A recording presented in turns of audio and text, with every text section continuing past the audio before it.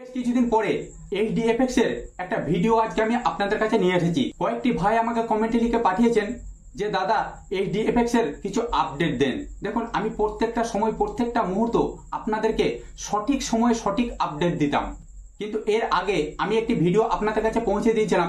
সেই ভিডিওতে আমি বলেছিলাম ফন্দি ফিকিরি আপডেট প্রত্যেকটা মুহূর্ত প্রত্যেকটা সময়। তাতে হয়তো অনেক লিডারের রাগ হয়েছিল, আমাকে হয়তো কমেন্টে অনেক কিছু বলেছিলেন, কিন্তু দেখুন আমি যে সময় যে আপডেটগুলি আপনাদের কাছে পৌঁছে দিয়েছিলাম প্রত্যেকটা কিন্তু সঠিক আপডেট। দেখুন আজকে আপনারা স্টেপ বাই স্টেপ মিলিয়ে নেন যে আমি কি বলেছিলাম আর আজকে কি হয়েছে। দেখুন প্রথমেই বলি যে এরা যে ফন্দি ফিকিরি আপডেট নিয়ে আসছে, এরা যে এখন এই এল ব্যাংক ক্রিপ্টো এক্সচেঞ্জ বলছে। এল ব্যাংক ক্রিপ্টো এক্সচেঞ্জটা হচ্ছে চীনের একটা ক্রিপ্টো এক্সচেঞ্জ। এখানে কোনো নিরাপত্তা নেই, আপনার অ্যাকাউন্ট ব্যান পর্যন্ত হয়ে যেতে পারে।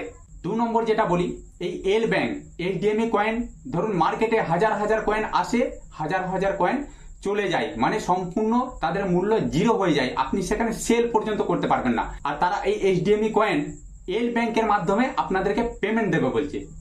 এল ব্যাংক এমনই একটা জিনিস, আপনাদেরকে আমি সাবধান করে দিচ্ছি। আজকে ভিডিওটি বানাচ্ছি, আপনারা পরে মিলিয়ে নেবেন। এল ব্যাংক আমাদের ভারতীয় কোনো এক্সচেঞ্জ নয়, এটি হলো চীনের একটি এক্সচেঞ্জ।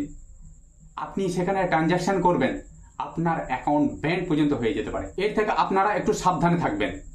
এরপরে তারা কি বলেছিল যে কম যাদের অ্যামাউন্ট রয়েছে তাদের অ্যাকাউন্টে, মানে ব্যাংক অ্যাকাউন্টে ট্রান্সফার করে দেওয়া হবে। আজকে কি বলছে না, সবাইকে নিতে হবে এল ব্যাংকের মাধ্যমে। আর তাদের এই মুহূর্তে একটা মিটিং চলছে, সেই মিটিং এর পরে আমি আপনাদেরকে সঠিক খবর দিয়ে দেব যে সেটি ভবিষ্যতে কি হতে চলেছে। আজ মিটিং, কাল মিটিং তো হয়েই যাচ্ছে।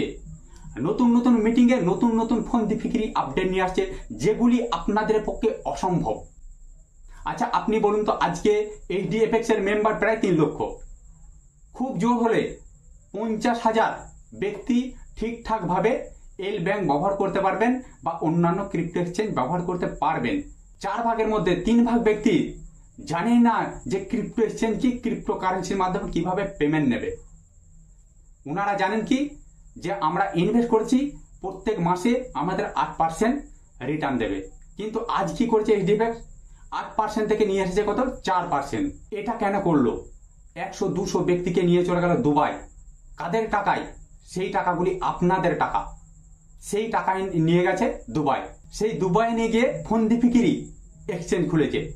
কারণ ভারতে তো অনেক ফরেক্স এক্সচেঞ্জ আছে, সেগুলো লিগাল, সেগুলি ভারত সরকারকে ট্যাক্স দিয়েই সেগুলি কাজ করে। কিন্তু এরা হলে ফন্দি ফিকিরি, মানে মানুষের টাকা মেরে নেওয়ার জন্যই তারা চলে গেল কোথায়, দুবাইয়ে। আর তারা এখন ফন্দি ফিকিরি আপডেট নিয়ে আসছে, এই ব্যাংকের মাধ্যমে এইচডিএমই কয়েন দিয়ে পেমেন্ট দেবে। কিন্তু দেখবেন এইচডিএমই কয়েন বেশি দেরি নয়, খুব শীঘ্রই তার অ্যামাউন্ট, তার মূল্য সম্পূর্ণ জিরো হয়ে যাবে।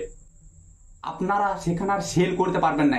এমন হতে পারে আপনাদের অ্যাকাউন্টগুলি সম্পূর্ণভাবে ব্যান করে দেওয়া হবে। আজকে আমি কথাটি বলছি, সেটি ভবিষ্যতে কি হতে চলেছে আপনি সম্পূর্ণভাবে মিলিয়ে নেবেন। আর তারা যে নিত্য নতুন ফন্দি ফিকিরি আপডেটগুলি নিয়ে আসছে, আপনাদের পক্ষে সেগুলি অসম্ভব। আর আমি আমার পার্সোনালি দিক থেকে এখনো বলতে চাই, দীপঙ্কর সামন্ত উনি যেন প্রিন্সিপালটি মানুষের ফেরত দেয়। কারণ এই ফন্দি ফিকিরি আপডেট যে উনি বারবার নিয়ে আসছেন, এগুলি ইনভেস্টরদের পক্ষে অসম্ভব হয়ে উঠছে। বন্ধুরা, তার আগে একটা কথা বলি, এখন আরো নতুন নতুন কোম্পানি বেরিয়েছে। আপনারা যে কোনো জায়গায় ইনভেস্ট করার আগে নিজে একটু চিন্তা ভাবনা করেই তারপরে ইনভেস্ট করবেন। তো বন্ধুরা, আজকে আমি এর ভিডিও বড় করছি না। আমার চ্যানেলে যারা নতুন আছেন তারা চ্যানেলটিকে অবশ্যই সাবস্ক্রাইব করে দেবেন, কারণ প্রত্যেকটা মুহূর্ত প্রত্যেকটা সময় এই ধরনের নিত্য নতুন ভিডিও আমি আপনাদের কাছে পৌঁছে দেবো।